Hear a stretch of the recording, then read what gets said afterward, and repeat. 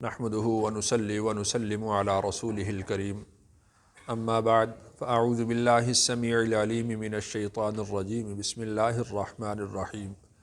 آج ہم سورۃ البقرہ کی آیت نمبر 264 اور 265 پڑھیں گے۔ ان دونوں آیات میں اللہ تعالیٰ نے ان دو لوگوں کی مثال بیان فرمائی ہے، ایک تو وہ جو اللہ کی رضا کے لیے مال کو خرچ کرتے ہیں، اور ایک وہ لوگ جو لوگوں کو دکھانے کے لیے یا احسان کرنے کے بعد، مال خرچ کرنے کے بعد احسان جتلاتے ہیں، لوگوں کو بتاتے ہیں کہ میں نے تمہارے اوپر یہ احسان کیا۔ تو ان دونوں کی مثال اللہ تعالیٰ نے یہاں پر بیان فرمائی ہے۔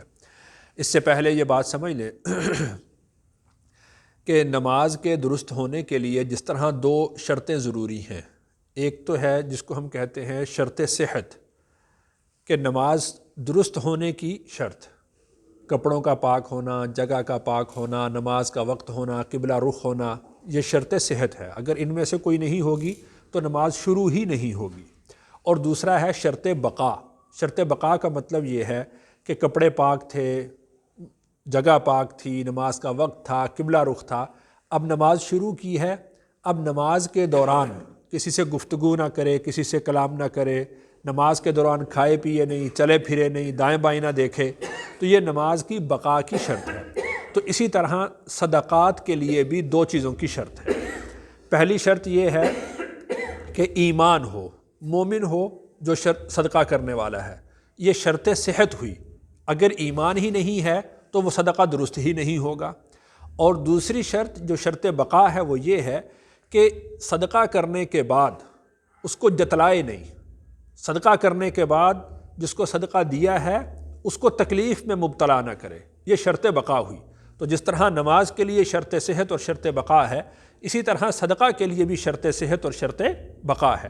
تو اللہ تعالیٰ نے ان دو لوگوں کی مثال یہاں پر بیان فرمائی ہے۔ ترجمہ دیکھیے، یا ایھا الذین آمنوا، اے ایمان والو،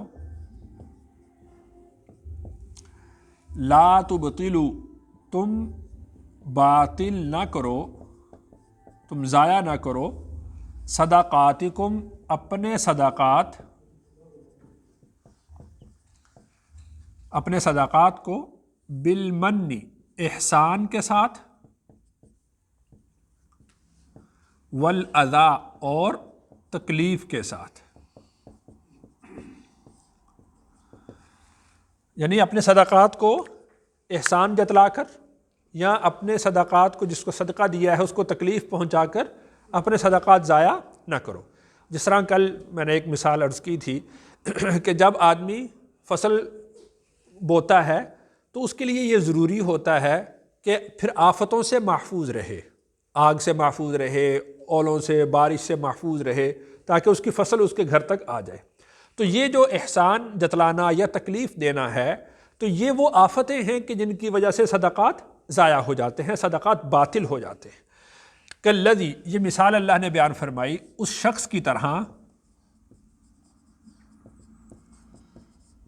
ينفق، جو خرچ کرتا ہے، مالہ، اپنے مال کو، رئاء الناس، لوگوں کو دکھانے کے لیے۔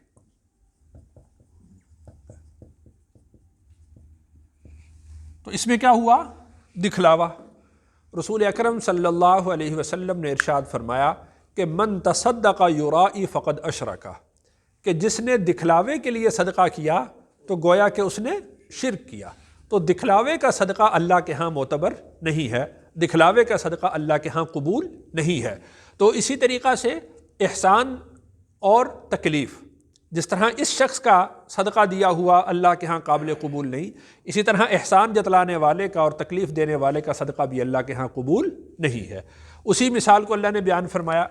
اب یہ جو شخص ہے لوگوں کو دکھانے کے لیے کرتا ہے، تو اس کی حقیقت یہ ہے کہ ولا یؤمن باللہ، اور نہیں ایمان رکھتا اللہ پر، والیوم الآخر، اور آخرت کے دن پر۔ اس لیے کہ اگر اس کا اللہ پر ایمان ہوتا اور آخرت کے دن پر ایمان ہوتا تو اپنی نیکی کا بدلہ وہ اللہ سے مانگتا، اور اس کے لیے آخرت کے دن کا انتظار کرتا، تو اس نے دکھلاوے کے لیے کیا، اور اس لیے کیا کہ تاکہ لوگ غنی کہیں، لوگ کہیں بڑا مالدار ہے، بڑا سخی ہے، بڑا غریب پرور ہے، تو دنیا کے اندر اس نے بدلہ اس کا طلب کر لیا۔ تو جب دنیا میں بدلہ طلب کیا تو گویا کہ اس کا آخرت کے اندر ایمان، اس کا آخرت پر کوئی ایمان نہیں، اس کا اللہ پر کوئی ایمان نہیں ہے۔ فَمَثَلُهُ، یہ دوسری مثال بیان فرمائی اسی شخص کی، تو اس کی مثال کَمَثَلِ صَفْوَانٍ، جیسا کہ چٹیل چٹان، بالکل صاف چٹان ہے، علیہ، اس پر، تراب، تھوڑی سی مٹی ہے،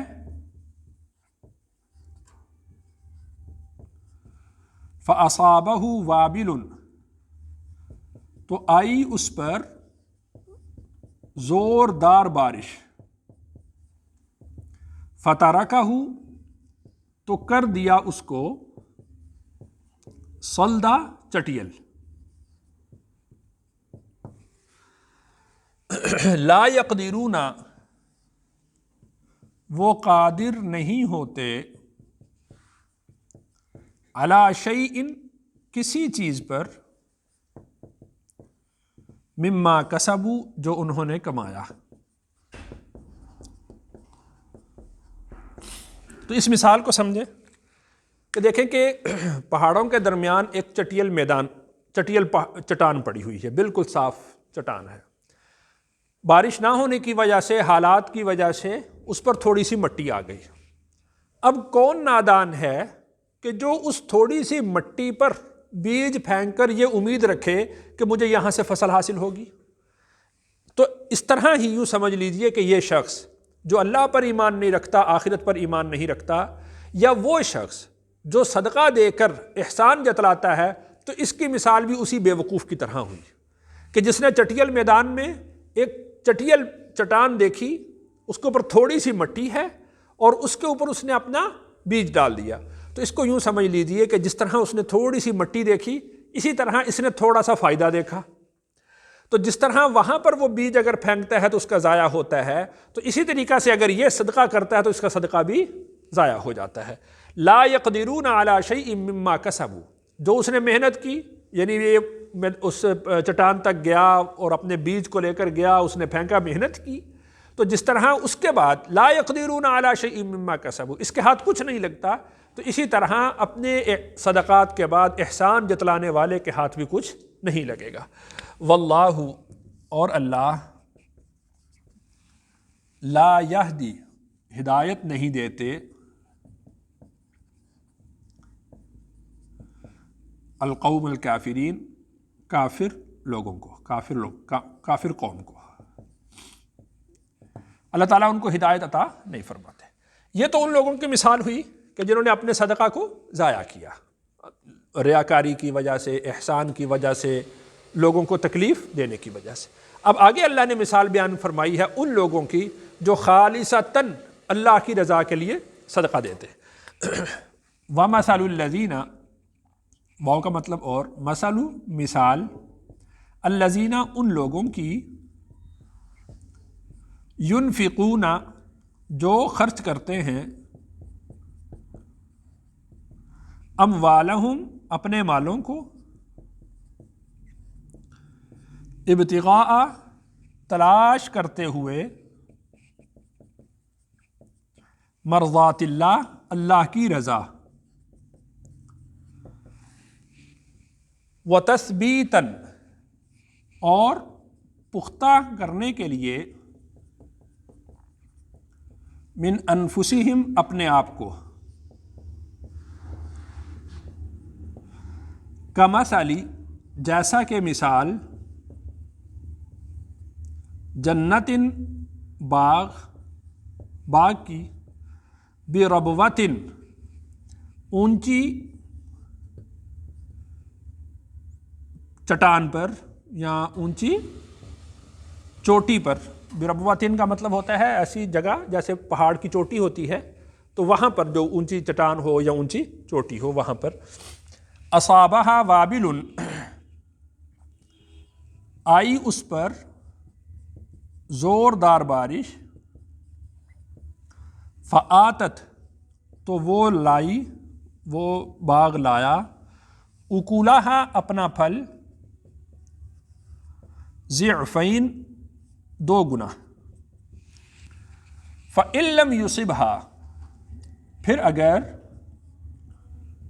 نہ پہنچے نہ آئے اس پر، وابل زوردار بارش، فطل طل کہتے ہیں پھوار کو، تو پھوار، واللہ اور اللہ، بما تعملون جو کام تم کرتے ہو، جو کام تم کرتے ہو، بصیر دیکھنے والے ہیں۔